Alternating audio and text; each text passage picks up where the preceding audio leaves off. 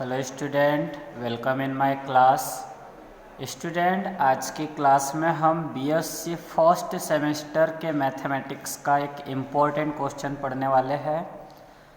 यहाँ हमने क्वेश्चन लिख दिया है जिसमें एक 3 घात का समीकरण दिया गया है और इस 3 घात के समीकरण के 3 मूल अल्फ़ा बीटा गामा दिए गए हैं और हमें ऐसा समीकरण ज्ञात करने के लिए कहा गया है जिसके 3 मूल beta plus gamma, gamma plus alpha और अल्फ़ा प्लस बीटा है। तो छात्रगण, ऐसे क्वेश्चन में सबसे पहले हमें दिए गए समीकरण के मूलों एवं गुणांकों में संबंध लिखना होता है और उसके बाद हमें अभिष्ट समीकरण का एक मूल y के बराबर लेके चलना होता है और अभिष्ट समीकरण के एक मूल को y के बराबर लेकर हमें अल्फ़ा बीटा या गामा 3 में से किसी एक का मान प्राप्त करना होता है। अब अल्फ़ा बीटा और गामा ये तीनों दिए गए समीकरण के मूल हैं, तो ये तीनों के तीनों दिए गए समीकरण को संतुष्ट करेंगे। अगर हम अल्फ़ा का मान ज्ञात कर ले तो अल्फ़ा का मान भी दिए गए समीकरण को संतुष्ट करेगा। अगर बीटा का मान ज्ञात करें तो बीटा का वह मान भी दिए गए समीकरण को संतुष्ट करेगा, क्योंकि बीटा दिए गए समीकरण का मूल है। इस प्रकार गामा भी दिए गए समीकरण का मूल है, मतलब गामा का भी मान दिए गए समीकरण को संतुष्ट करेगा।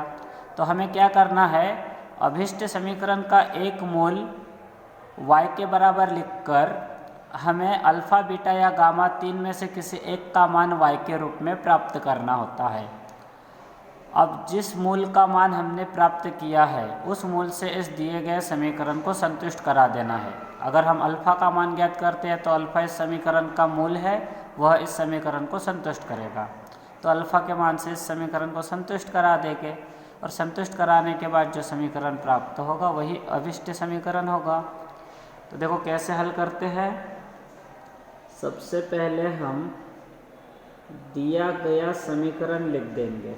दिया गया समीकरण है x³ plus qx plus r = 0। इस समीकरण के 3 मूल दिए गए हैं। चूँकि अल्फ़ा बीटा गामा इस समीकरण के मूल है, अतः मूलों एवं गुणांकों में संबंध निम्न होगा। हम दिए गए समीकरण के मूलों और गुणांकों में यहाँ संबंध लिख देंगे।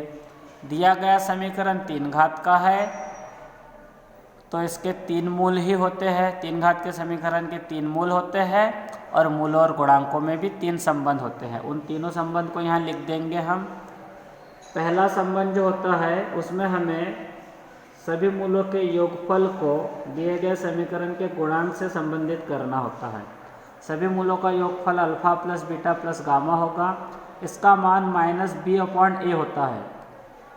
b जो होता है वह x² का गुणांक होता है और a x³ का गुणांक, मतलब सभी मूलों का योगफल = होता है -x² का गुणांक अपॉन x³ का गुणांक। यहाँ x² का गुणांक 0 है और x³ का गुणांक 1 है। तो इस प्रकार सभी मूलों के योगफल का मान हमें 0 प्राप्त होगा। यह समीकरण 1 होगा। इसके बाद हमें प्रत्येक 2 मूलों के गुणनफलों का योगफल लिखना होता है। ये पहले और दूसरे मूल का गुणनफल लिख दिया, ये दूसरे और तीसरे मूल का गुणनफल और यह पहले और तीसरे मूल का गुणनफल। इस प्रकार हमने प्रत्येक 2 मूलों के गुणनफल का योग लिख दिया।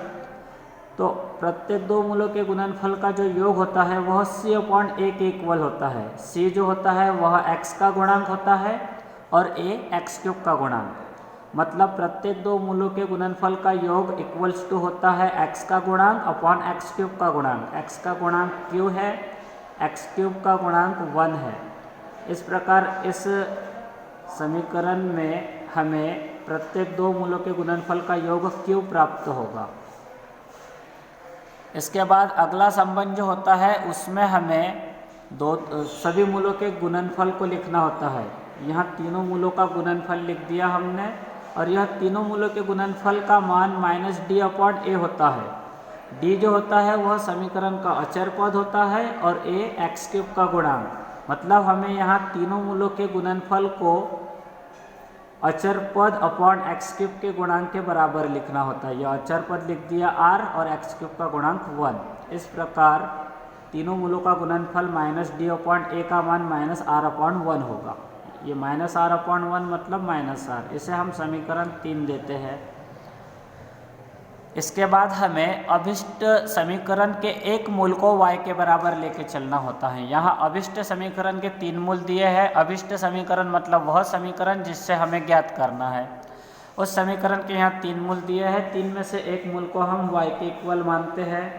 यहाँ लिखेंगे माना अभिष्ट समीकरण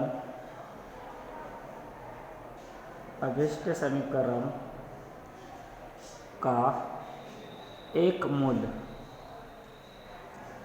y है,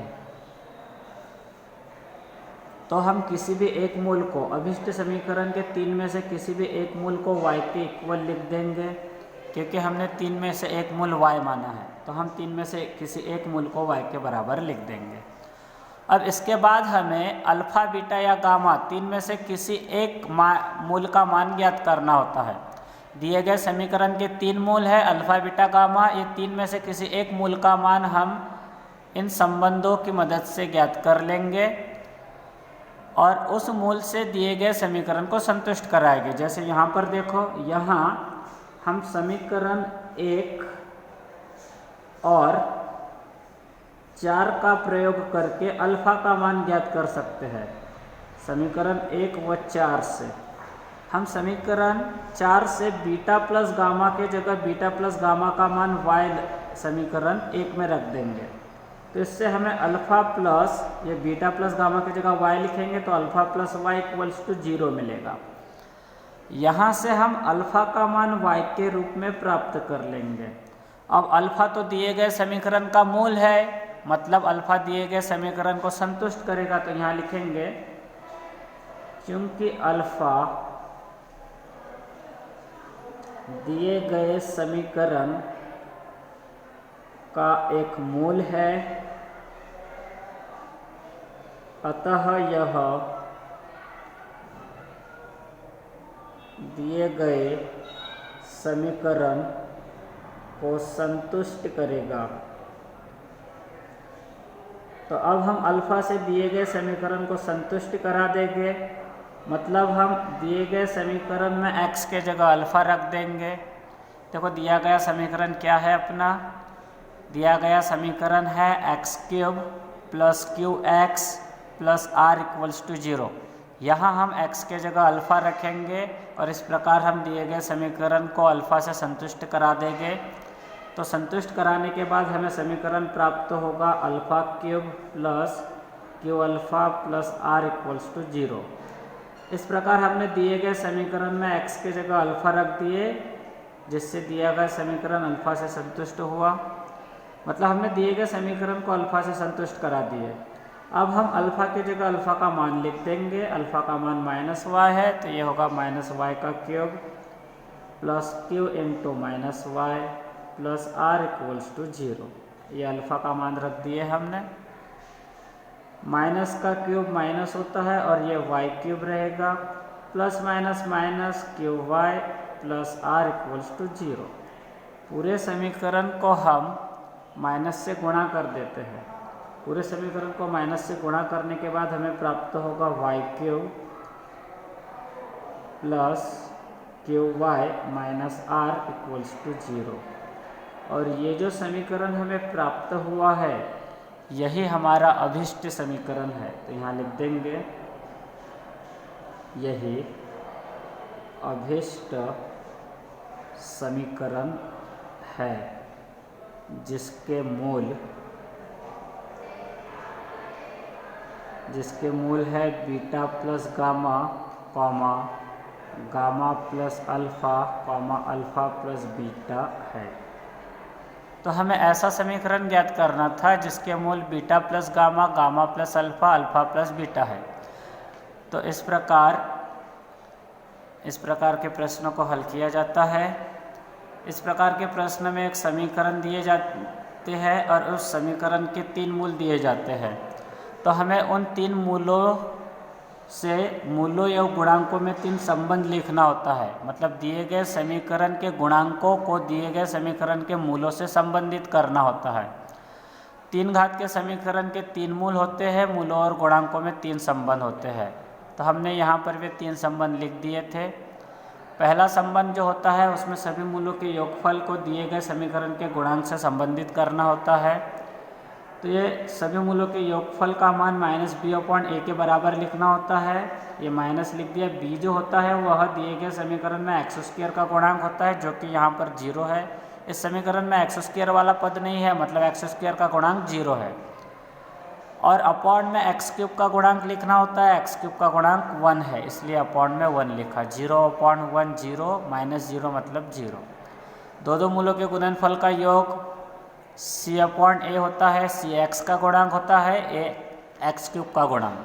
तो यहाँ c/a का मान q प्राप्त हुआ। तीनों मूलों का गुणनफल -d/a होता है, d अचर पद होता है और a x³ का गुणांक होता है। तो यहाँ हमने माइनस अचर पद अपॉन x³ का गुणांक लिख दिए, जो कि -r के बराबर मिला। और इसके बाद हमें अभिष्ट समीकरण के 3 में से एक मूल को y के बराबर लिखना होता है, मानना होता है। तो हमने अभिष्ट समीकरण के एक मूल को y मान लिया और इससे हमें चौथा समीकरण प्राप्त हुआ।